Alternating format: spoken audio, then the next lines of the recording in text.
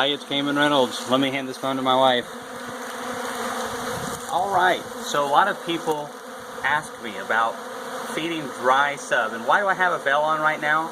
Most of the time, this wouldn't be an issue, but I actually had a bee bite me in the eye, and it was so laden with pollen substitute all over its body, it actually just like was someone just spraying a little mist of pollen sub in my eyeball. It took forever to get all the dust out.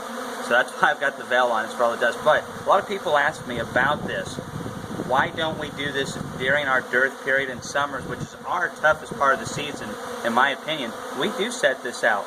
We'll have 25, 30, maybe 40 bees on it at a time because there's a trickle of pollen coming in. For some folks, this works a lot better, but for us, we really can't get the bees to hit it like this except for November, December, January, and just a little part of February.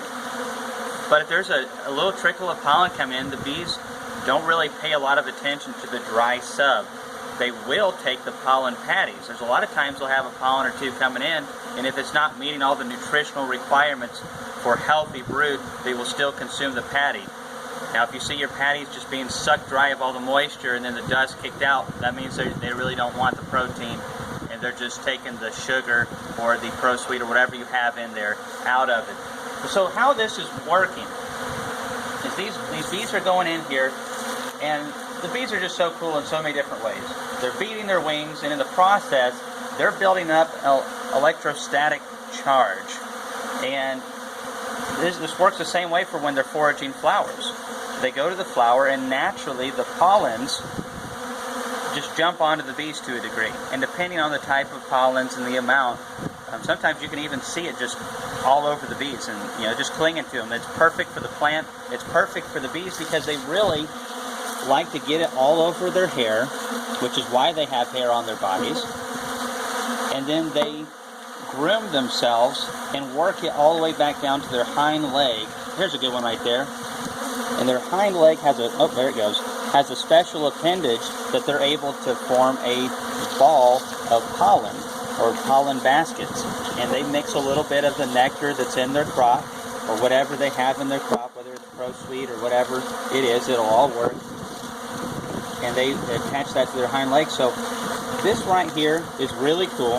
However, we actually just left some out and they started going to town on it. This wasn't intentional because we're really not trying to keep our bees brooding in November. They're starting to shut down. I personally don't get a whole lot of benefit from feeding open like this because, again, it's November, December, January, and we don't get a whole lot of flying days in January and February. And by February, usually the pollens are coming from the maple trees, and so this really doesn't help us out a lot. I'm not saying it can't help you out. Some of you all, especially from what I understand out west, where you get absolute complete dearths of nectar and pollen. And when you have zero pollen coming in, they will do this. But if you're just having a couple bees hit it here and there, then probably they're having a little bit of other stuff come into it. But anyways, I thought this was pretty neat. I'm not saying that you actually need to do this because I don't think they actually take this and store it in the combs like they do pollen. There's some research that's starting to show that maybe, even though they'll store this into the cells, because it just won't store long term with the same nutritional quality of pollen. Surprise, surprise. But there's still a lot of research to be done. Just something to think about. But this is really cool, and they have been doing this all day. All the hives are just loving it. The bees are really happy. Bees love to work. So get out there and work on something, because if the bees do it, that must mean it's good for us too. So I'm fixing to go work a bee yard. Woohoo!